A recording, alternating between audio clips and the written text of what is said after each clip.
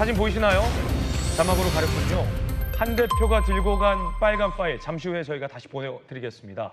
빨간 파일 가져갔지만 81분 면담은 빈손이라는 얘기가 여권에서 나오고 있습니다. 일단 한 대표와 윤 대통령이 만난 그 장면부터 보겠습니다. 오늘 없습니다.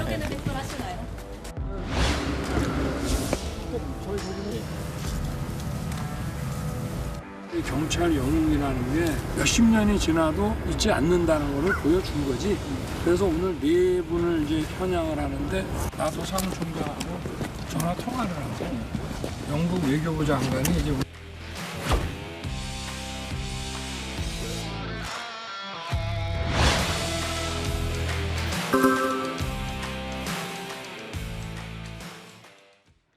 이른바 산책을 하는 과정에서 대통령이 나토 사무총장과의 통화 내용 그리고 이 경찰은 뭐 영웅이다 등의 이야기를 했습니다.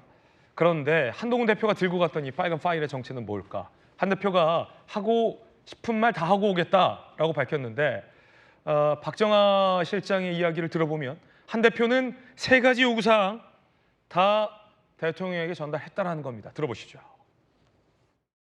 한동훈 대표는 오늘 대통령과의 회동에서 나빠지고 있는 민심과 여론 상황, 이에 따른 과감한 변화와 쇄신의 필요성, 두 번째 김 여사 이슈 해소와 관련해 앞서 밝힌 3가지 방안, 그리고 특별감찰관 임명의 진행 필요성, 세 번째 여야 의정협의체에 조속한 출범 필요성을 말씀드렸습니다. 대통령께서 어떤 답변 주셨는지. 제가 대통령 답변이나 반응을 말씀드리는 것은 적절치 않은 것 같아요. 용산에 취재하시는 게 맞을 것 같습니다. 해가 다 진 상황이라서 제가 대표 표정을 확인할 방법이 없었습니다. 박정아 비서실장이 굉장히 노련하게 답변을 했는데 아무리 해가 져도 대표의 표정은 확인할 수 있지요. 그런데 비서실장이 대표의 표정에 대해서 언급하지 않은 이유는 뭘까? 대통령의 답변에 대해서도 비서실장은 알 겁니다. 한 대표가 들었으니까요. 그런데 용산에 가서 취재해보라 라고 말을 아낀 이유는 뭘까요? 많은 언론들에서 대통령의 답변, 한 대표의 요구 상세히 취재가 되고 있습니다. 그 내용 지금부터 보겠습니다. 한 대표가 3대 요구를 다 하고 왔다는 겁니다. 김 여사의 대외 활동을 중단해달라라고 요구하자 윤 대통령의 이 답변이 이렇게 전해지고 있는데 이미 영부인의 활동은 자제하고 있다. 두 번째, 대통령실의 인적 쇄신을 요구하자 확인된 잘못이 없어서 지금은 때가 아니다. 세 번째, 영부인과 관련된 의혹 규명을 협조할 걸 요구하자 허무맹랑하다. 구체적인 의혹은 없다. 사실상 한 대표의 3가지 요구를 대통령이 다 거절한 것으로 보도가 나오고 있습니다.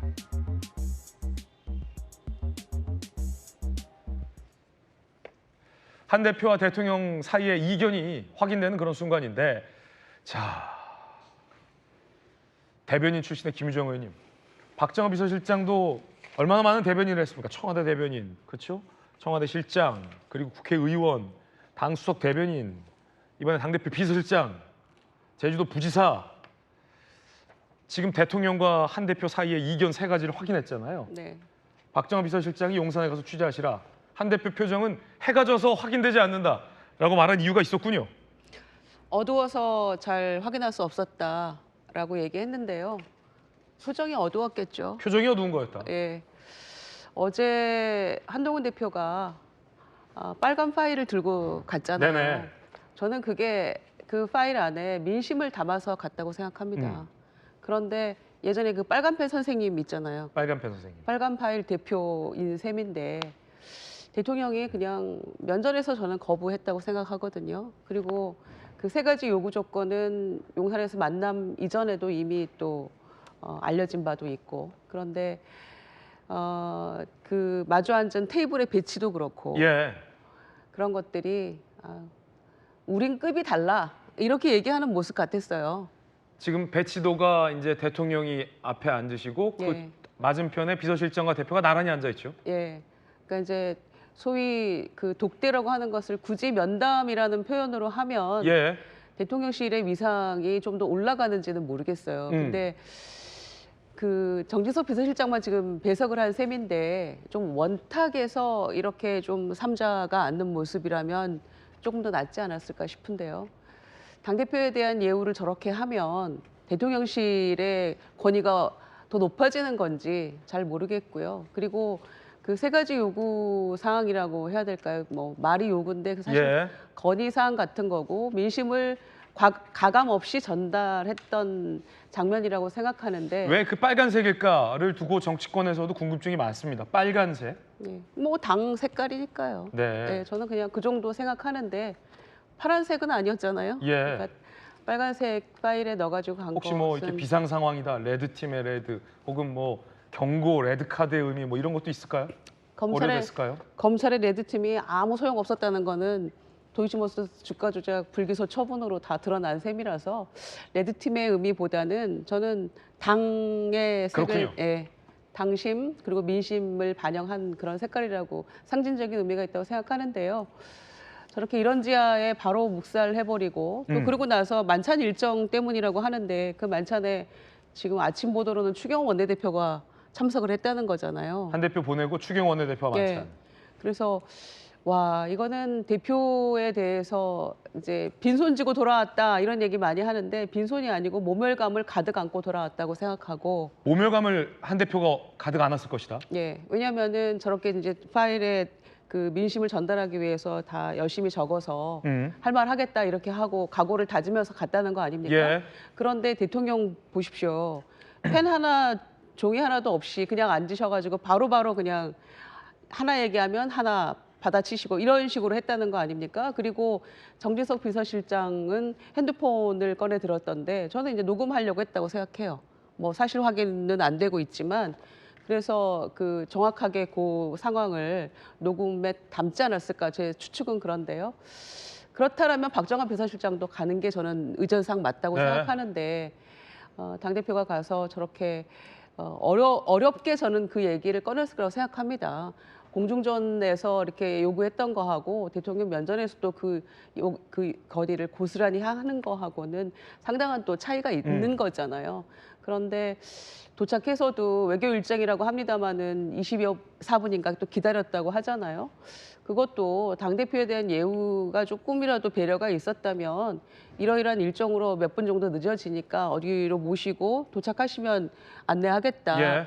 그 정도는 해야 저는 맞다고 봅니다. 그런데 당대표를 그냥 처음부터 마지막 순간 그리고 이후에 이어진 그 만찬 일정은 잡혀 있다라고 했기 때문에 1시간 정도 할 겁니다라고 했는데 그나마 80분이었다라고 마치 굉장히 더 시간이 늘어난 것처럼 얘기를 하는데 이후에 추경호 원내대표 만찬에 이르기까지 굉장한 모멸감을 줬다고 생각하고요. 그렇기 때문에 한동훈 대표가 일정 취소하고 심사숙고할 수밖에 없다라는 생각입니다. 예.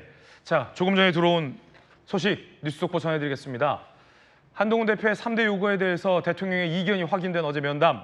한동훈 대표 오늘 오전 일정을 전격 취소했다라는 소식이 확인됐습니다.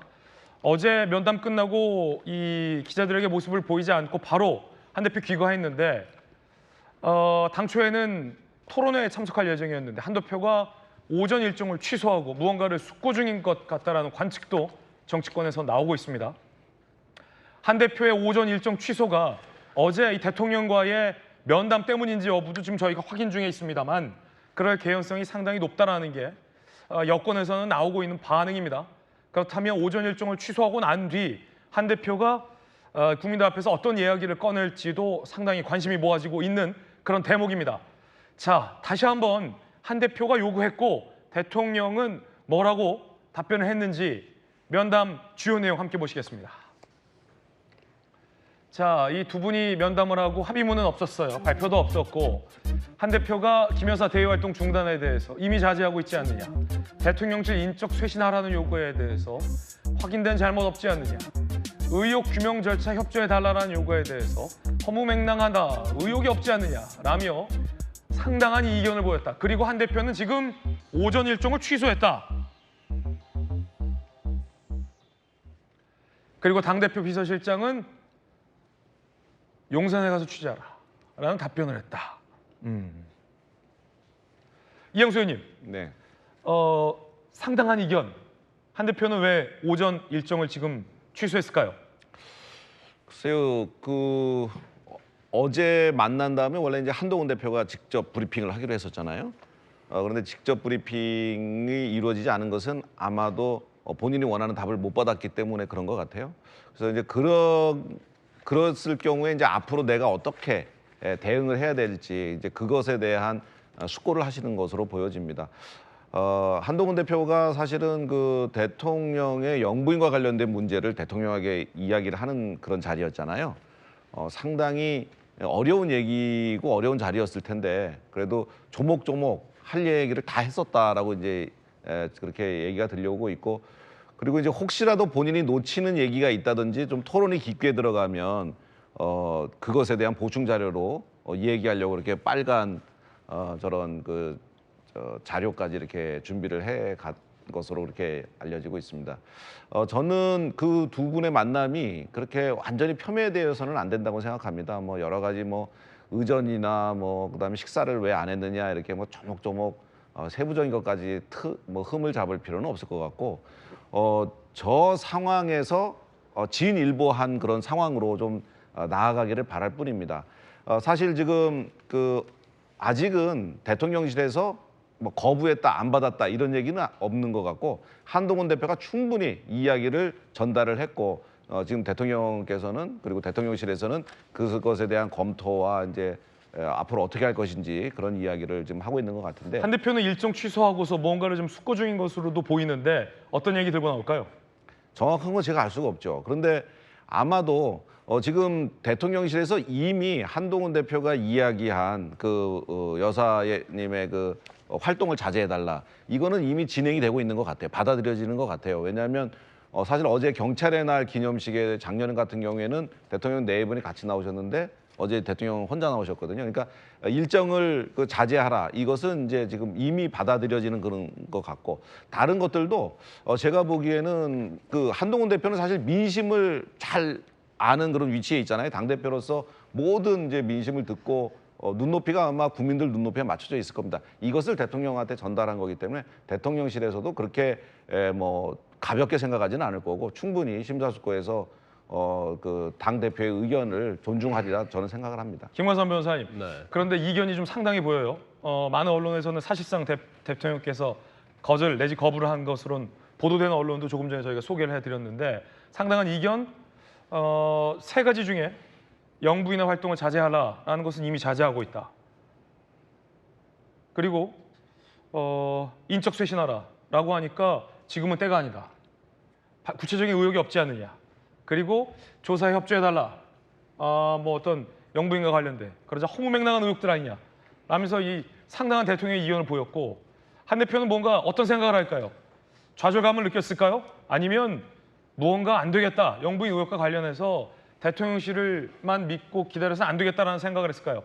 오전 일정 지금 취소하고 있는데 한 대표 지금 무슨 생각하고 있을까요? 제가 볼 때는요. 한 대표는 안 될지 알았을 거예요. 왜냐하면 대한민국에서 윤 대통령이 제일 잘하는 사람이 아마 한동훈 대표일 거예요. 그래서 이 세 가지를 미리 던져놓고 어떻게 뭐 압박을 한 겁니다. 근데 압박을 했는데 처음 회동부터 좀 문제가 생기는 거예요. 왜냐하면 독대하자고 했는데 지금 2+1이 된 거 아닙니까? 그러면 그거부터 뭔가 저쪽에서는 대통령실에서는 이 회담 자체를 그렇게 중요시 보이는 게 아니고 그냥 어쩔 수 없이 한다는 그런 생각을 하고 있는 거예요. 독대 자리도 마찬가지죠. 어떤 대표의 중요성, 현재 시구의 돌파구에 있어서 대표 역할 네. 이런 게 굉장히 중요하게 생각한다고 한다면 여당 대표잖아요. 마주 앉아야죠. 그리고 영부인에 관한 의혹이 지금 제일 블랙홀 아닙니까? 그럼 이 얘기를 하려면 서로 허심탄회하게 이 얘기를 해야 하는데 이건 뭐 제3자까지 끼워서 이 얘기해야 한다?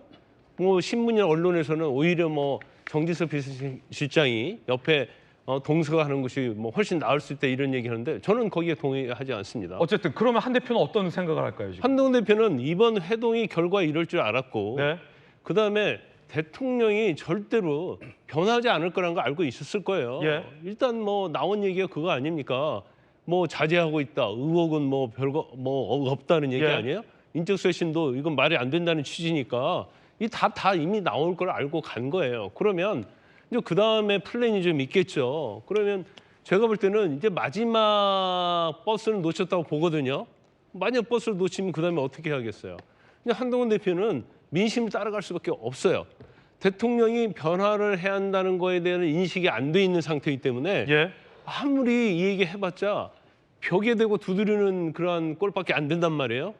그러면 심사숙고하는 것도 결론은 아마 예측했을 거고 그러면 이제부터는 뭐 민심을 따라간다는 건데 민심이라는 게 뭐죠? 여론조사 다 나왔잖아요. 특검해야 한다는 거 나온 거 아닙니까? 영부인 특검이요. 그렇죠. 그럼 영구인 특검부터 시작해가지고 앞으로 방향을 이제 대통령과 같이 갈 수 없어요. 이제는. 왜냐하면 3대를 해소해야만이 11월 달에 이재명 대표에 대한 재판이 있고 거기에 우리가 대비해서 훨씬 더 민주당이나 이재명 대표보다는 우리가 변화를 혁신을 해서 준비된 상태에서 이재명 대표가 재판을 받아야 하는데 오히려 이재명 대표가 유리한 이러한 상황을 계속 가지고 가는 것은 대표로서 이제 더 이상 가져갈 수가 없어요. 알겠습니다. 그래서 아마 대통령과의 결별을 결심하고 있다. 제가 볼 때는 결별 결심하면서 만에 하나라도 예. 한동훈 대표가 어떤 브리핑을 하겠다랄지 기자회견을 하겠다고 하면 그것은 굉장히 아마 커다란 이슈가 나올 겁니다.